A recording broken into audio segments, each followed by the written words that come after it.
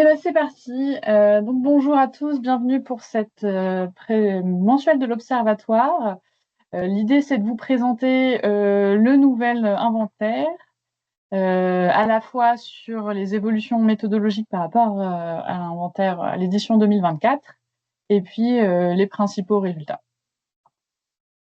Donc petit rappel pour les nouveaux qui n'auraient pas encore participé à une mensuelle. Donc l'Observatoire, c'est un partenariat entre Atmo Grand Est, l'Adréal, l'ADEME et la région Grand Est. L'objectif, c'est de faire un inventaire des données climat et énergie tous les ans, qui est disponible en open data sur le site de l'Observatoire. On traite aussi graphiquement et cartographiquement dans les publications et sur l'outil de data visualisation, donc appelé le tableau de bord des territoires. Et toutes ces données, on les a à différentes échelles de territoire, toutes les échelles de la région Grand Est jusqu'à l'EPCI. Et nous avons les années 1990, 2005, 2010, 2012 et 2014 à 2023. Et en plus de mettre à disposition toutes ces informations, on accompagne les territoires et les acteurs dans leurs politiques publiques et actions diverses en faveur de la transition écologique.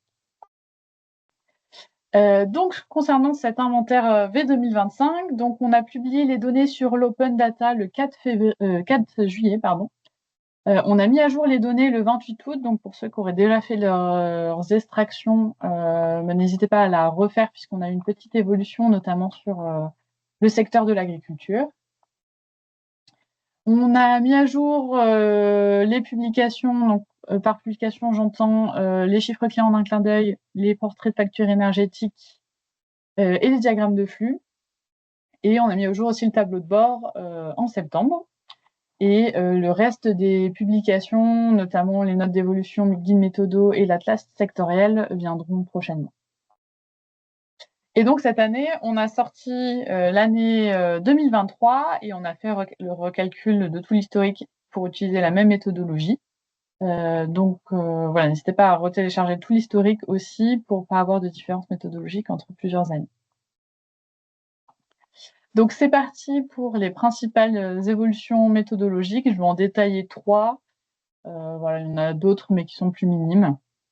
Donc tout d'abord, il y a une grosse évolution sur les fluorés. Donc les fluorés, c'est une part des gaz à effet de serre qui sont comptabilisés.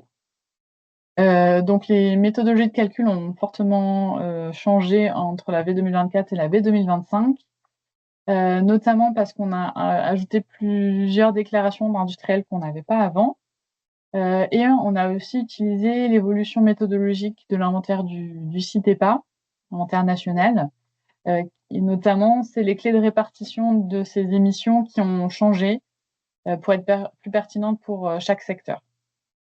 Donc, vous voyez sur la carte, on va revoir cette carte-là pour toutes les évolutions dont je vous parle, qui montre comment évoluer les valeurs entre les deux inventaires pour l'année 2022.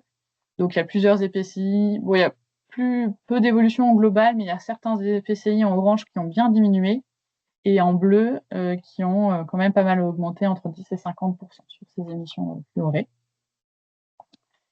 Pour aller un peu dans le détail sur les secteurs qui sont concernés, donc sur l'industrie, on a les émissions qui sont issues de déclaration des industriels, on en a plus qu'avant. Les données historiques ont aussi été actualisées. Et la grosse évolution qu'il y a eu, c'est que les émissions liées au groupe refroidisseur à eau, jusque-là étaient uniquement comptabilisées dans le secteur tertiaire, et maintenant 2/3 de ces émissions sont attribuées au secteur de l'industrie. Donc ça a fait fortement augmenter les émissions du secteur des fluorés dans le secteur de l'industrie sur une grande partie des EPCI. Et inversement, ça l'a fait diminuer sur le secteur tertiaire, principalement pour pas mal d'EPCI de la Champagne-Ardenne.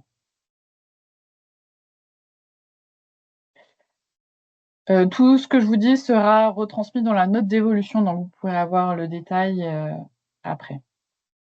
Au niveau du résidentiel, là, c'est la climatisation qu'on a revue à la hausse. Donc ça augmente pas mal les émissions du secteur résidentiel sur les fluorés. Sur la quasi totalité des EPCI, on est sur une augmentation. Et aussi, la clé de répartition a changé. Avant, on faisait ça sur la population. Et maintenant, on fait ça en fonction du nombre de résidences principales et secondaires. Donc, ça s'approche plus de la réalité. Donc, voilà pour les fluorés. Ensuite, on a une évolution sur le sous-secteur ferroviaire, donc qui se trouve dans le secteur autres transports. Alors, sur la totalité de vos données, ça va pas beaucoup changer, hein, puisque le secteur autres transports est assez minoritaire. Mais si vous vous intéressez plus spécifiquement à ce secteur, il va y avoir des évolutions. Puisqu'on a intégré des données plus récentes de SNCF Réseau. Et puis, on a les évolutions du trafic qui sont plus récentes. Et on a aussi changé notre comptabilisation du type de traction. Je vous montrerai juste après. Mais sur les émissions de gaz à effet de serre du secteur autres transports, on a une évolution à la hausse sur pas mal d'EPCI du nord de la région et à la baisse pour quelques EPCI en Marne et Aube. Et voilà, sur l'aspect juste trafic, donc nombre de trains, il y a quelques EPCI voilà, qui ont plus de passages de trains qu'avant, et puis d'autres qui en ont moins. Et par contre, sur la partie traction dont je vous parlais, avant, on avait une proportion de trains électriques par ligne. Maintenant, on a un nombre réel de trains qui sont électriques et les trains qui fonctionnent encore au diesel. Donc, sur la consommation de diesel, on a des grosses évolutions. Elle a plutôt augmenté sur pas mal de PCI, donc les mêmes hein, qui sont au nord de la région. Et par contre, la consommation d'électricité a plutôt baissé sur pas mal de PCI qu'on retrouve ici en marron. Donc toujours dans ce sous-secteur ferroviaire. Et enfin, dernière grosse évolution, c'est le secteur UTC-ATF, donc celui qui permet d'estimer la séquestration carbone sur un territoire. Déjà, on a des données plus récentes de l'IVN sur la récolte de bois et l'accroissement forestier. Donc, au niveau de l'accroissement forestier, on a des grosses disparités en fonction des départements. Elles sont plutôt à la baisse par rapport à l'ancienne édition, sauf sur un département, voilà, sur la Moselle, où là, on a un accroissement qui est un peu supérieur par rapport à avant. Et sur la récolte de bois, donc pour rappel, sur la méthodologie, nous, la récolte de bois, on la considère en émission. Voilà, toute part en émission, on n'a pas de séquestration carbone dans les produits bois sur un certain laps de temps, par exemple. C'est une évolution qu'on a en tête, mais qui n'est encore pas appliquée. Et sur le bois mort, donc pareil, le bois mort, c'est comptabilisé en émission. Avant, donc, tout était, dès que l'arbre était mal en point et commençait à mourir, on était en émission. Maintenant, on a quand même un certain stockage temporaire de carbone avant que le bois ne se décompose vraiment. Voilà, donc on a repris la méthodologie du CITEPA et du coup, on a des émissions liées au bois mort qui sont plus faibles par rapport à l'ancienne édition. Donc au niveau des départements, voilà comment ça impacte. Pour 4 départements, donc les Ardennes, la Haute-Marne, la Meuse et les Vosges, on a une hausse des émissions. L'UTCATF qui va plus émettre sur l'ancienne édition. Pour la Moselle, on est en baisse des émissions, donc on émet toujours, on ne séquestre pas, mais fort. Pour l'Aube, la Marne et les 2 départements alsaciens, on est sur une augmentation de la séquestration, plutôt une bonne nouvelle. Par contre, pour la Meurthe et Moselle, on séquestre toujours, mais moins fort qu'avant. Donc voilà pour la partie changement méthodologique. Donc l'idée, hein, comme vous le savez, chaque année ça change, c'est pour se rapprocher plus de la réalité. Donc maintenant, je vais passer aux résultats de l'inventaire V 2025. Je vais vous présenter des évolutions à l'échelle Grand Est. Bien sûr, à des échelles plus fines, il peut y avoir d'autres évolutions, mais voilà, je vous montre ce qui se passe au global. Donc par rapport à l'atteinte des objectifs du SRADET, donc on est en progression à l'échelle régionale sur ces objectifs-là. Donc on a déjà atteint l'objectif de baisse 2030 par rapport aux émissions de 1990. Donc ça, c'est bien. Pareil pour pas mal de polluants, on a atteint l'objectif 2030 où on est en bonne voie pour l'atteindre. puisqu'on a encore, vu que c'est l'année 2023, il y a encore 7 ans pour l'atteindre. Pour l'énergie, il y a un peu de retard sur la baisse de la consommation finale et fossile. Sur la ration ENR, ça va, mais faut quand même continuer à l'améliorer. Et par contre, sur les émissions de composés organiques volatiles non méthaniques et d'ammoniac, on a l'objectif 2021 qui est toujours pas atteint. Donc des efforts de réduction sur ces deux polluants à voir. Sur les émissions de gaz à effet de serre, on a une tendance à la baisse depuis 1990. Cette baisse continue depuis ces dernières années, à un rythme un peu moins fort, mais qui reste à la baisse. Voilà. Après, en fonction du rythme qu'on aura dans les prochaines années, les objectifs pourront ou ne pourront pas être atteints en fonction de la pente qu'on aura. Donc si on reste dans une trajectoire linéaire sur les dernières années, on a l'objectif ici qui permet d'atteindre l'objectif 2050 du SRADET. Par contre, on est au-dessus de la courbe par rapport à l'objectif de la COP régionale. Donc voilà, des efforts à faire en plus sur les émissions de gaz à effet de serre dans les prochaines années. L'évolution des différents paramètres entre l'année 2022 et l'année 2023. On est sur une baisse sur tous les paramètres. Donc les émissions de gaz à effet de serre ont baissé de 3%, la consommation d'énergie de 4%. Le ratio ENR a pas mal augmenté, plus 10%. Et les polluants ont bien diminué, sauf les NOx qui ont légèrement augmenté, et puis les PM10 qui restent à peu près au même niveau.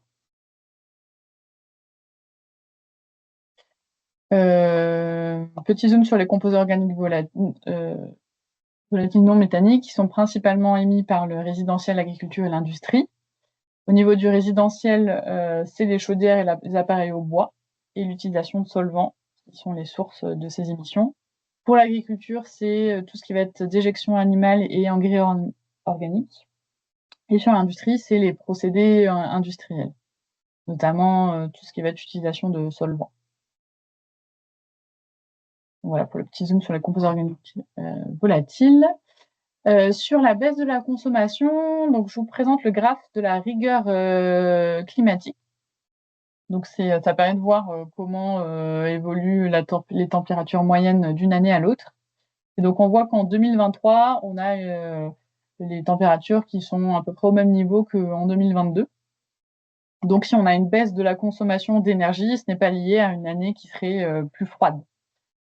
Donc il y a bien eu des efforts de sobriété sur la consommation d'énergie, et notamment dans deux secteurs, l'industrie qui a baissé de 9% sa consommation d'énergie et le tertiaire de 6%. Et au niveau des catégories d'énergie qui ont bien baissé, c'est le gaz naturel qui a baissé de 10% et la consommation d'électricité qui a baissé de 6%. Donc toujours entre 2022 et 2023. Je vous parlais du ratio ENR qui est en augmentation. Donc il continue d'augmenter grâce notamment à 4 filières. La filière méthanisation, donc le biogaz, qui a augmenté de 15%. Le solaire, à la fois thermique et photovoltaïque, qui a augmenté de 13%. Les pompes à chaleur aérothermiques ont augmenté de 12%, et l'éolien, qui a augmenté de 36%, pardon.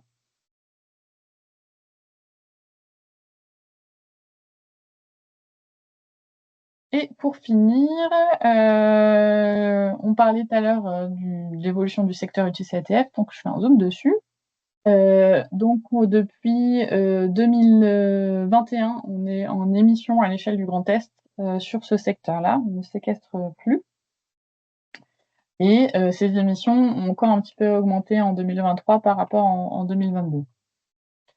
Ça, c'est dû notamment à l'augmentation des prélèvements en bois à destination de Bois Énergie.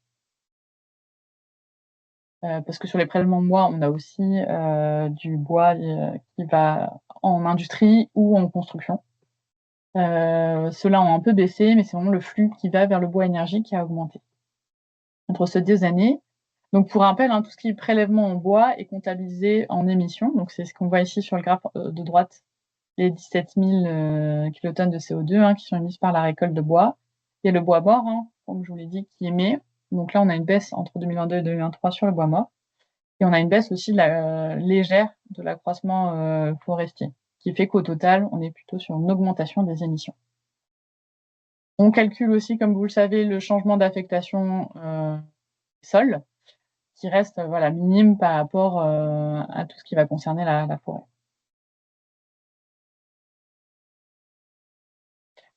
Donc voilà tout ce que je voulais vous montrer. Pour rappel, toutes les données sont sur l'open data, sur le tableau de bord également. Les publications, je vous mettrai une information sur l'intranet dès que les dernières, donc l'atlas, le suivi des objectifs, les résultats régionaux et les méthodos seront en ligne.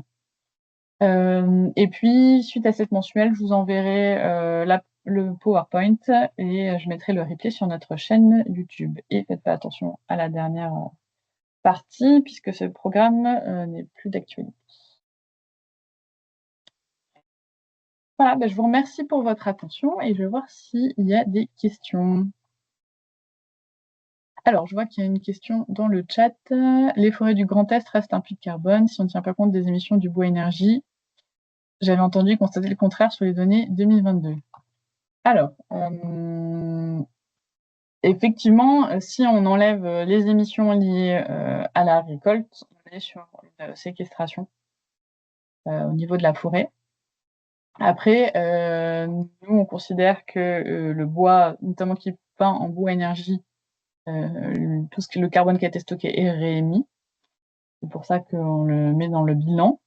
Mais effectivement, pour tout ce qui va être bois d'œuvre notamment, il y a une partie qui est stockée plusieurs années sous forme de bois, donc le carbone est stocké. Donc là, c'est vrai qu'il faudrait, pour être plus proche de la réalité, une évolution méthodologique. Mais voilà, je n'ai pas les calculs en tête pour savoir si on serait toujours en séquestration ou si on passerait en séquestration dans cette évolution. Et sur les données 2022, on était sensiblement pareil de mémoire.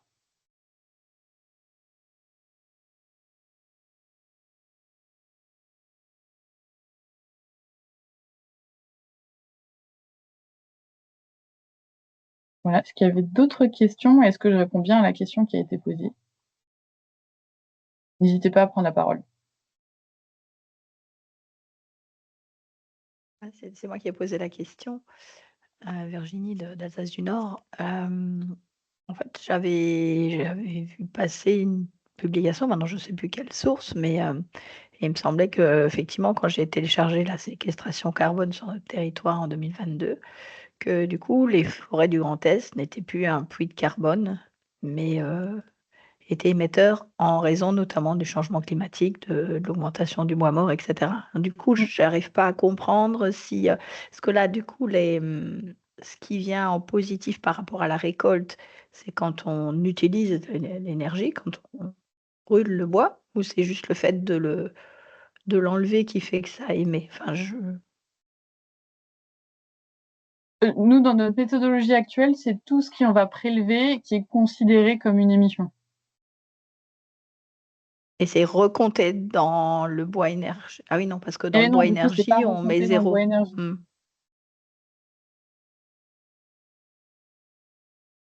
C'est pour ça que sur les Mais inventaires d'émissions, cette fois-ci, lorsqu'on utilisait du bois énergie, on a très peu d'émissions. Et du coup, la forêt reste un puits de carbone, du coup, effectivement. Pas comme dit, j'avais entendu que c'était parce qu'il y avait beaucoup plus de bois mort, que les arbres, la forêt souffrait, que du coup, elle absorbait plus autant de CO2 qu'avant. Et ben, ça dépend Mmh. effectivement ce qu'on prend en compte, quel scope on prend en compte. Parce qu'effectivement, si on fait juste accroissement moins bois mort, on reste sur de la séquestration.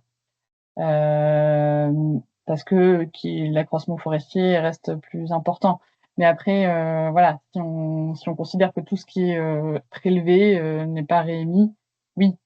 Mais dans la réalité, on réémet en utilisant le bois qui va être dégradé pour certains usages ou qui va être brûlé.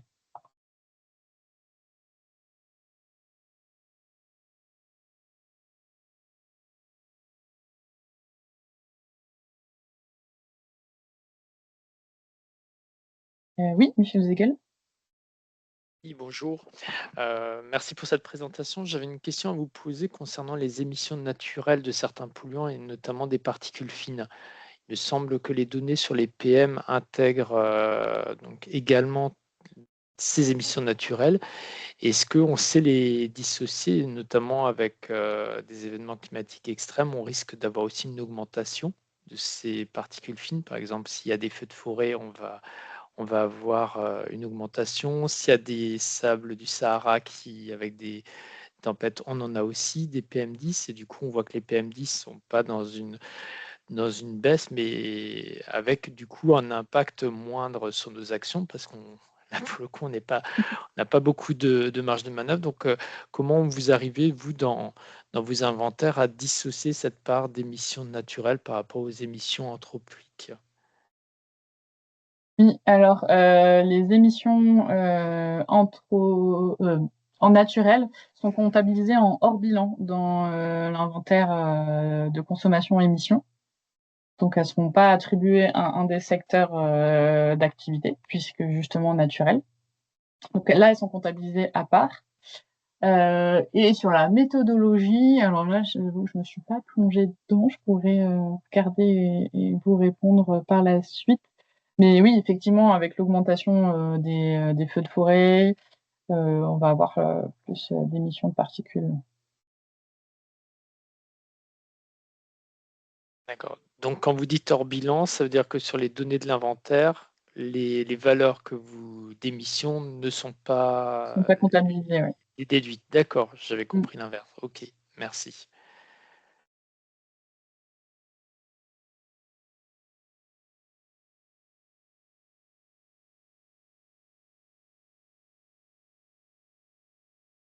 Il y a d'autres questions? Alors, j'ai une question dans le chat. Les émissions d'ammoniac secteur agriculture, quelle est la méthodo?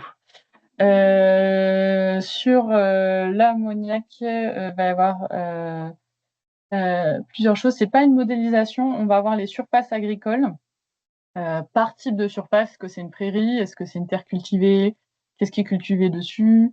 Heu, voilà. Donc quelle culture il y a dessus? Quelle est la dose d'engrais qu'il y a dessus? Et quelle est la nature de l'engrais?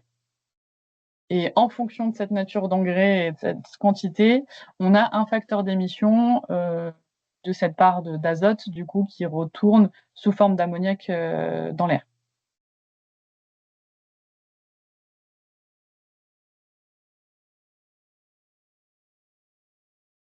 Et donc on multiplie ça par les surfaces.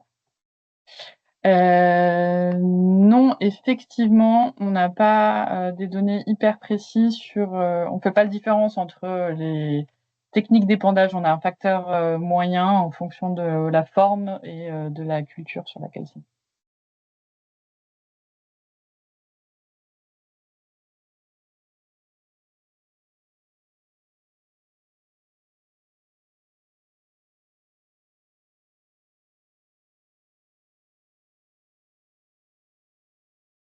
Et effectivement, c'est des sujets sur lesquels on essaie d'avoir des améliorations. Donc on a un projet avec la chambre d'agriculture où on étudie si ce serait possible justement d'appliquer, de savoir sur quelle surface il y a quelle méthode et de changer, enfin d'intégrer en tout cas les méthodes de travail, notamment les méthodes d'épandage, dans nos calculs d'émissions. Mais pour l'instant, c'est pas le cas.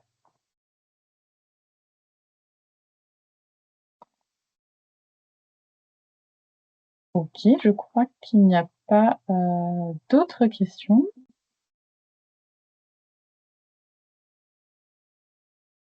Et ben, dans ce cas, merci à tous pour votre attention et je vous souhaite, un bon appétit, une bonne journée.